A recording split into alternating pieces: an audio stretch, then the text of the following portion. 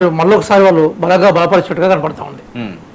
రెండు విషయాలు మనం కులంకుశంగా మాట్లాడుకోవాలి. అదేంటంటే ఈ మధ్య కాలంలో దేశవ్యాప్తంగా జరిగిన కొన్ని మార్పుల కోసం ప్రయత్నించిన ఎన్డీఏ విధానాలు, బీజేపీ విధానాలు ఏమితున్నాయో తమిళనాడులో మళ్ళీ ద్రవిడవాదాన్ని బలపరిచాయన్న విషయాన్ని మనం చూసుకోవాలి. అదేంటంటే అమిత్ షా గారు పదే పదే హిందీకి సంబంధించిన విషయాలని మాట్లాడినప్పుడు తమిళనాడు నుంచి స్టాలిన్తో సహా మిగతా వాళ్ళు వ్యతిరేకించే సందర్భం కూడా చూసుకోవాలి. అలాగే డీలిమిటేషన్ విషయానికి వచ్చేప్పుడు కూడా తమిళనాడు అన్ని రాజకీయ పార్టీలు వ్యతిరేకించి ఒక ఏఐడిఎంకేకు లిమిటేషన్ ఉంది, పొత్తుంది. కాబట్టి ఈ సందర్భంలో మీరు కొంచెం జాగ్రత్తగా విజయ్కి సంబంధించిన పొలిటికల్ స్పీచెస్ మీరు అబ్జర్వ్ చేయండి. ఆయన స్టాలిన్ కన్నా బలంగా ద్రవిడవాదాన్ని వినిపించారు. చాలామంది చెప్తున్న అంశాల్లో అక్కడ ద్రవిడవాదానికి సంబంధించిన విషయాల్లో 2-3 విషయాల్లో ఆయన నిక్కచ్చిగా నిలబడ్డాడు. ఒకటి, భారతీయ జనతా పార్టీ విజయ్ని దగ్గరగా తీసుకొని విజయ్తో సహా ఒక ప్రయోగం చేద్దాం అనుకున్నది. కానీ విజయ్ భారతీయ జనతా పార్టీ పోల్లోకి పోయే ప్రయత్నం చేయలేదు. అలాగే ఏఐడిఎంకే కూడా విజయ్ని దగ్గర పెట్టుకుని డిఎంకేని ఓడించే ప్రయత్నం చేసింది. కానీ విజయ్ తన ఆత్మవిశ్వాసం మీదనే కట్టుబడి ఉన్నాడు.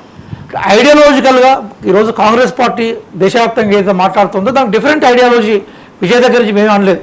మేము కూడా ప్రయత్నం చేసాం విజయ్ నుంచి. కానీ అప్పటికే మేము డిఎంకే తోటి కంఫర్టబుల్గా అలయన్స్ ఉంది. డిఎంకే మాకు సంబంధించిన సీట్లలో ఎక్కడ కూడా బ్రేక్ చేయలేదు కాబట్టి మేము కంటిన్యూ అయినాం. కానీ ఓవరాల్గా మీరు చూసినప్పుడు స్టాలిన్ ఉపన్యాసాలతో పోలిస్తే విజయ్ ఉపన్యాసాలే ద్రవిడవాదాన్ని ఎక్కువగా అక్కడి చేసుకున్న సందర్భాలు కనబడుతూ ఉన్నాయి. దాంతోపాటుగా సోషల్ జస్టిస్ అనే నానుడు ఏదైతుందో అంటే ప్రధానంగా తమిళనాడులో విపరీతంగా కుల వివక్షతకు గురైన సామాజిక వర్గాలు ఏవైతున్నాయో అవి డిఎంకేతో కాకుండా స్టాలిన్ మనకి ఇప్పుడు మా విజయ్తో ప్రయాణం చేసినట్టు క్లియర్ కనబడతా ఉంది. కాబట్టి ఒకవైపు సోషల్ జస్టిస్ ఆయనకు తీసుకొచ్చింది, ద్రవిడవాదం ఉంది. దాంతోపాటుగా ఆయన స్టాలిజం అంటే మామూలుగా మనం చూస్తున్నప్పుడు క్రౌడ్ పుల్లర్ అంటే ఈరోజు స్టాలిన్ కానీ అట్లాగే ఏఐడిఎంకే ప్రధానమంత్రి గారు అక్కడ పోయినాడు, మా రాహుల్ గాంధీ గారు కూడా అక్కడ పోయినాడు. కానీ క్రౌడ్ పుల్లింగ్లో అందరూ కూడా విజయ్ వెనకనే పడ్డారు తప్ప విజయ్ మనకు ముందు కనపడ్డాడు. కాబట్టి రకరకాల కార్యక్రమాలు అంటే ఆయనకు సంబంధించిన కుటుంబానికి సంబంధించిన ఇష్యూస్ మీద వివాదాలు రావడం కానీ, ఆయన ఫిలింకి బేసికల్గా సెన్సార్ సపోర్ట్ చేయకపో కానీ, లేదా అతనికి సంబంధించిన ఇష్యూస్ మీద విజయ్ ఒక టార్గెట్ లాగా కనపడ్డాడు అన్ని పార్టీలకు. కాబట్టి తమిళనాడుకి సంబంధించిన ఆత్మాభిమానం, ద్రవిడ ఐడెంటిటీ, తమిళ భాష మీద ప్రేమ, అట్లాగే సినిమాల పట్ల ఉండే ఒక రకమైన వాత్సల్యం ఇవన్నీ ఏం చేసినాయంటే విజయ్ని అందరూ ఒకవైపు కార్నర్ చేసేసరికి ఆ కార్నర్లో ఆయన చాలా పెద్దగా కనబడే ప్రయత్నం చేశాడు.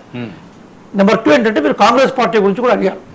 సరే, మీకు తెలియని విషయం ఏమిటి, తమిళనాడులో ప్రాంతీయ పార్టీలు చాలా బలంగా అయిన తర్వాత, పెరియార్ మూమెంట్ బయటకు వచ్చిన తర్వాత, అన్నా మూమెంట్ బయటకు వచ్చిన తర్వాత సహజంగా జాతీయ పార్టీలు ఒకప్పుడున్న ప్రశస్తిని కోల్పోయినాయి. అది కాంగ్రెస్ పార్టీ కాదు, మిగతా జాతీయ పార్టీలు కూడా వర్తిస్తూ ఉంటుంది. ఐడియాలజికల్గా ఎక్కడ విజయ్ కాంగ్రెస్ పార్టీ విమర్శించిన సందర్భాలు మీకు ఆయన ఉపన్యాసాలు ఎక్కడ కనబడవు, మా ఉపన్యాసాలు కనబడవు. కాబట్టి తమిళనాడు విషయానికి వస్తే ఆ బ్యాటిల్ ఏదైతుందో అది ద్రవిడవాదానికి సంబంధించిన బ్యాటిల్ ఫీల్డ్ చాలా బలంగా వచ్చినప్పుడు ఇంకొక సైలెంట్ ఓటింగ్ని ఎవరు గమనించని ఓటింగ్ ఏంటంటే ఉమెన్ ఓటింగ్ అనేది మొత్తం ఎలక్షన్స్ అయిపోయాక నాకు చెన్నైలో ఉండే కొంతమంది మిత్రులు లేదా మా కాంగ్రెస్ పార్టీ నుంచి అక్కడికి ప్రచారంగా పోయిన వాళ్ళు చెప్పిన విషయం ఏంటంటే ఎందుకో ఉమెన్ ఫాలోయింగ్ అనేది ఇతనికి బాగా ఉంది విజయ్కి అన్న విషయం చెప్పాను. తర్వాత మిత్రులు ఒక మంచి పాయింట్ చూస్ చేశారు. అదేంటంటే డిఎంకే గెలిచిన తర్వాత ఎవరు ముఖ్యమంత్రి అన్నప్పుడు స్టాలిన్ కుమారుడు ఉదయ్ కనబడ్డాడు. ఆయన స్టార్డమ్తో కంపేర్ చేస్తే విజయ్ స్టార్డమ్ చాలా అపెక్స్గా కనబడుతూ ఉంటుంది, ఉన్నత శిఖరాల మీద కనబడుతూ ఉంటుంది. కాబట్టి నెక్స్ట్ జనరేషన్కి అంటే ఇప్పుడు మనం అనుకుంటున్న జంజీ జనరేషన్ ఏదైతుందో ఆ జనరేషన్కి విజయ్ కరెక్ట్గా సూట్ అయినాడు.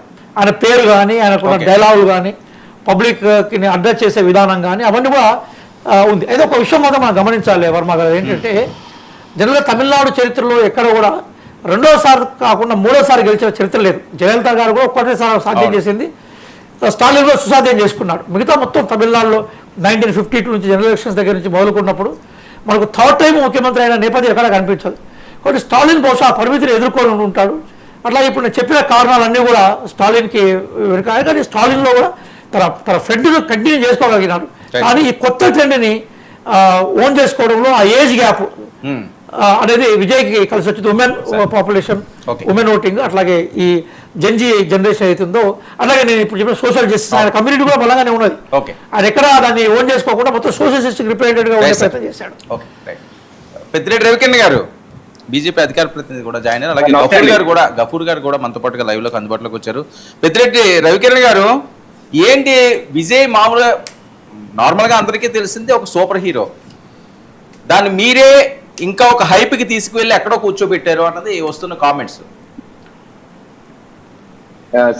సార్ వర్మ గారు, ముందుగా మీకు తోటి ప్యానలిస్ట్కి నేను విషయంలోకి నమస్కారం అండి. నమస్తే. చాలా సంతోషం. ఒక నెల రోజులుగా ప్రజాస్వామ్య పండుగ దేశంలో జరిగింది. ప్రజలందరూ 5 రాష్ట్రాల్లో ఉన్నటువంటి ప్రజలందరూ చాలా ఉత్సాహంగా కేరళం రాష్ట్రం తప్పితే మిగతా 4 రాష్ట్రాల్లో అత్యధికమైనటువంటి హిస్టరీ నమోదు చేస్తూ ఆయా రాష్ట్రాల్లో రికార్డు బద్దలు కొడుతూ ప్రజలు బారు తీరి ఓట్లు వేశారు. ఈ రోజు ఫలితాలు కూడా మనం చూస్తున్నాం. ఈ సందర్భంగా ప్రజలందరికీ అభినందన, శుభాకాంక్షలు. అయితే ఈ 5 రాష్ట్రాల్లో మేమైతే సిట్టింగ్ ఏదైతే ఉన్న అస్సాం, పుదుచ్చేరి, ఈ 2 రాష్ట్రాల్లో మళ్ళీ అస్సాంలో మేము హ్యాట్రిక్ నమోదు చేసుకుని ప్రచండమైన మెజార్టీతో మళ్ళీ అధికారంలోకి వస్తున్నాం. చాలా స్పష్టంగా election commission of India website లో కూడా చాలా స్పష్టంగా ఉంది. Close to 100 out of 126 close to 100కి వెళ్తున్నాం. సో 3/4 మెజార్టీ మాకు వస్తుంది, రాబోతుంది. అలాగే పుదుచ్చేరి కూడా half way mark almost cross చేసాము. సో ఇంకో ఎలక్షన్ కమిషన్ వెబ్సైట్ ప్రకారం ఇంకో 10 దానికి ట్రెండ్స్ రావాలి. సో తప్పనిసరిగా అక్కడ మేము ఆధిక్యతలో ఉన్నాం. అలాగే పశ్చిమ బెంగాల్, ఇప్పుడు నేను election commission of India website లో చూస్తే 152 స్థానాల్లో మేము లీడింగ్ లో ఉన్నాం. 82 స్థానాల్లో తృణమూల్ కాంగ్రెస్ ఉంది. సో ప్రభుత్వం ఏర్పాటు చేయడానికి 148 కావాలి. సో లీడ్స్ లో మేము ఆ 148 మ్యాజిక్ ఫిగర్ ని దాటాము.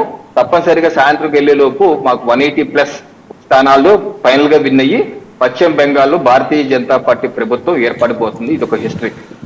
అయితే నెక్స్ట్ తమిళనాడు రాజకీయాల్లో ఇప్పుడు దేశానికి ఒక కొత్త ట్రెండ్ ని సృష్టించే విధంగా అయితే అన్నగారు ఎన్టీ రామారావు గారు పార్టీ పెట్టి 80వ దశకంలో పెట్టిన 6 నెలల్లోనే ప్రభుత్వం ఏర్పాటు చేయగలిగారు.